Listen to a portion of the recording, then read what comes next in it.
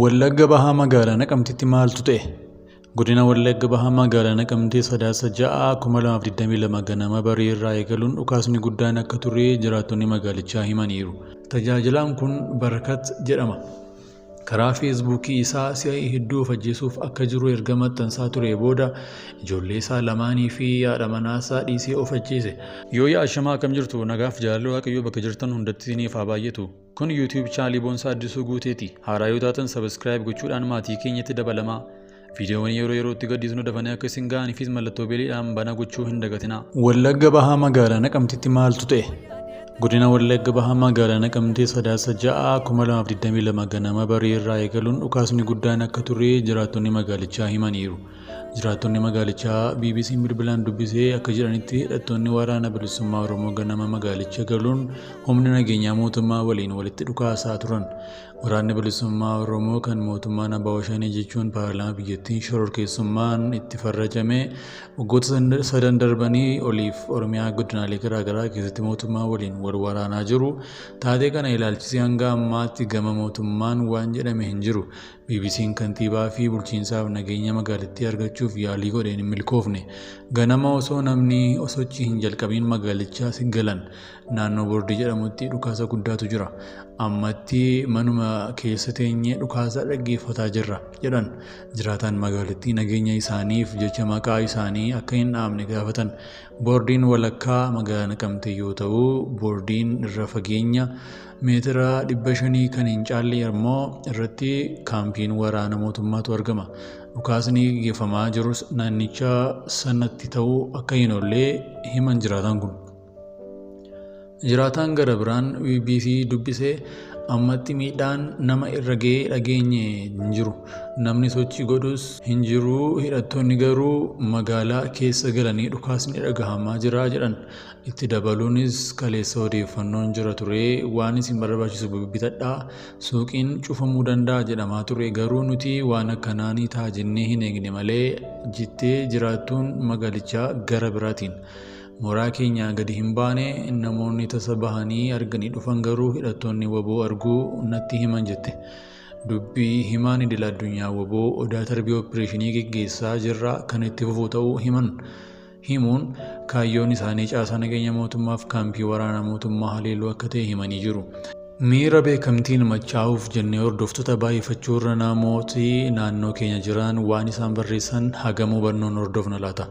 Yeroo tokko tokko namoota nuti dhiyeenyatti beeknu miira keessa isaanii, dhiphina isaanii, yaaddoo isaanii qoosaan dabalanii innaa barreessan ni argina. Bara namni hunduu wal bira taa'ee wal dheebotu, bara hunduu wal bira taa'ee waliin odaa isa fagoo jiru. Isa hin beekne waliin chaat godhu kanatti hagam tokko miira hiriyoota keenya keessa jiran dubbifna laata. Eda gara irribaatti otoon hin deemin dura asuma feesbuukii kana irra seenaa nama akka of ajjeesu barreessee boorii isaa of Eda gara hirribaatti otoo hin deemin dura asuma feesbuukii kana irra seenaa nama akka of ajjeesu barreessee boorii isaa of ajjeese tokko dubbiseen miira jeeqameen rafe. Otoon hin turin hirribaa dammaqeen fuula feesbuukii nama kanaa seenee ilaaluun jalqabe. Guyyaa tokko dura barreeffama namni kun barreessaa ture barreeffama nama abdii kuteeti. Matumaa gara dhumaa irratti jedhaa eegaa jedhe nagaa dhaamaa ture. Otuma waa'ee nama kanaa dubbisu booda tajaajila wangeelaa ta'uun odeeffadhe. Akka wangeelaatti lubbuu Waaqayyoo keessa kaa'ee ofiin of keessaa fuudhuun gatii inni nama kaffalchiisu beeka. Namni kun garuu otoo kana beekuu murtoo haga kana ga'u otoo akka inni of irratti murteessu kan isa dirqisiisee hammeenyi biyya lafaa kun maali laata? Tarii nama ennaa inni dhiphina isaa itti himatu maal jettee jedhee isa dhaggeeffatu dhabee laata. Tarii namooti isa marsanii jiran ennaa inni waa'ee dhiphina isaa kaasee itti haasa'u it's okay, it's gonna be okay jedhanii isa achi ka'anii isa fagoo jiru isa qaamaan hin beekne waliin chaat godhuu laata. Bakka tajaajila isaatti nama gurra isa kennu dhabee laata. Himachuu yaalee namni ni qoosaa jedhe callisee laata. Tarii maal beenna kanaaf murtoo isa gara feesbuukiitti qabatee dhufee ta'a. Barreeffama namni kun baatii hagayyaa keessa barreesse tokko akkas jedha. Carraa namoota gammachiisu yoo qabaatti gammachiisi. Maaliif jennaan yeroo tokko tokko namooti sagalee isaanii gadi qabatanii rakkina isaan keessa darbaa jiran hin beektu waan ta'eef tarii gochii keessuun nama sana guyyaa isaa jijjiiruu danda'a ta'a jedhee barreessee ture. Namni kun nama isa hubatu akka barbaadaa ture kan argisiisudha. Yeroo tokko tokko nama irraa gargaarsa adda ta'e miti kan barbaannu. Garuu nama nu dhaggeeffatu, nama miira keenya dubbisu, nama nu hubatu barbaanna. Kun amalumaa nama dhala namaati. Namooti baay'een ofittoodha. Miira namaa hubachuuf, rakkoo namaa dhaggeeffachuuf illee baay'ee dhibaa'udha. Namoota akkasii baay'ee waliin jiraanna. Namoota nama biraaf hin ho'ine, namoota miirri isaanii gogaa ta'e, nama waliin kolfanii taphachuu malee gadda namaa irratti warra namaaf addooddii hin qabne hedduu waliin jiraanna. Kana kan godhe ammoo sooshaal miidiyaa natti fakkaata.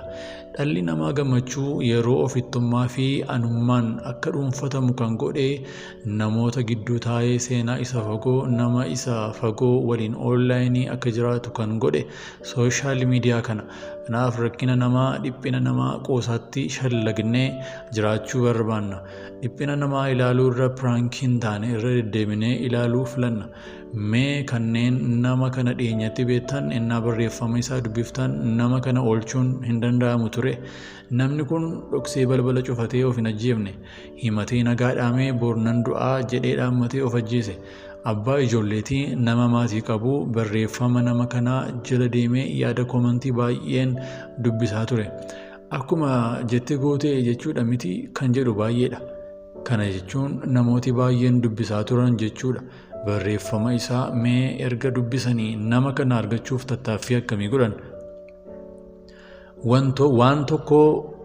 Waan feesbuukii kana gubbaa deemuu fi qalbii namaa hatu hedduun qoosaa fi miidhama namaa yoo ta'e qofa akka nuti itti riiphii jechuuf ariifannu yeroo baay'ee hiriyooti keenya miira isaanii isa dhugaa gad baasanii barreessan iccitii kana duuba jiru maali jechuu mannaa qoosaatti jijjiirree bira darbuu filanna.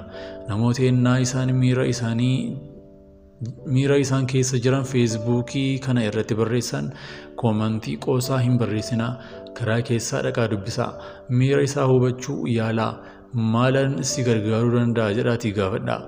Abdii itti horuu yaalaa. Kana hunda gootanii yoo dadhabdan illee booda of hin komattan. Guyyoonni kun guyyoota gadhee waan ta'aniif yeroo isiniif kenname otoo hin dabarsin itti hojjedhaa. Efesoon 5:16. Namni gaafa uffatee dhiqatee adeemuu jiraaf nagaa fakkaata garuu baay'ooliin dhukkubsatoodha. Uummatni keenya rakkataadha kan jedhuu fi kan gargaaru gaafa namni qullaa ta'u, gaafa namni maraatuu fi badii wayii keessa galidha. Otoo inni hin galin gargaaruuf baraaruun itti hin tolu, hin jaallatu. Gargaaruu sana mootu dhiisee afaan qabatee gaarii ture garuu isas hin godhu. Ofii erga gargaaruu dhiisee afaan isaa itti saaqqataa ni arrabsa. Tajaajilaan kun Barakat jedhama. Karaa feesbuukii isaa si'a hedduu of ajjeesuuf akka jiru erga maxxansaa ture booda ijoollee isaa lamaanii fi haadha manaasaa dhiisee of ajjeese. Si'a hedduu namootni rakkina keessa jiran hin himatan. Miira isaanii qofa feesbuukii irratti bahanii erga maxxanfatanii booda nama isaan jajjabeessuuf isaan dhaga'uu dhaabbataniitu ofii isaanii balleessu. Tajaajilaan Barakat gaafa inni ofan ajjeesaa jedha nagaatti jedhee kavar footoo isaa gurraacharra kaawwatu baay'ooliin qoosaa si'anii laayik godhaa turan. Yoo nama of ajjeesuuf jedhu oolchuu hin dandeenye yaada isaa hin deeggarin, qubas itti hin qabin. Laayik gochuu dhiisuu keen wanti oolchitu ni jiraata. Baay'ooliin keenya ammoo akka du'a namaa maxxansuuf fiignu oolchuuf namaatiifis otoo fiigne baay'ee gaarii ture. Keessumaa akka sabaatti sabni keenya baay'ee ija laafeessa yoo rakkate nama kadhachuu hin jaallatu. Otoo saba biraatti yoo mataa dhukkubee yoo waa rakkate as ba'ee miidiyaan na gargaaraa jedha. Uummatni biroon ni gargaaru. Sabni keenya garuu bifa ilaalee kun sooressa ofiifuu nama gargaara namaan jedha. Barakat utuu namoonni isatti dhiyoon jiran itti siqanii gaafatanii oolchaniiru ta'ee har'a of ajjeesuun isaa nama hin gubu. Barakat tajaajilaa ta'uyyuu nama foonii ta'uusaa hin dagatinaa. Namni foonii dadhabaadha, kanaaf namoota yeroo dadhabina isaaniitti cinaa haa dhaabbannu. Egaa boroo barumsa nuuf ta'a. Namni tokko gaafa garaansa gubatee miira isaa FB irratti maxxansu maal taate jedhaa gaafadhaa. Gaafa of ajjeesu iyyuu fi wacuurra bira dhaabbadhaatii. Barichi hammaateeraa, seexanni biraa wajjin ta'ee lubbuu namootaa seexanni baraa wajjin ta'ee lubbuu dhalootaa fixaa jira. Barakat abbaa maatiitii waa rakkatii jennaan nama isa hubatu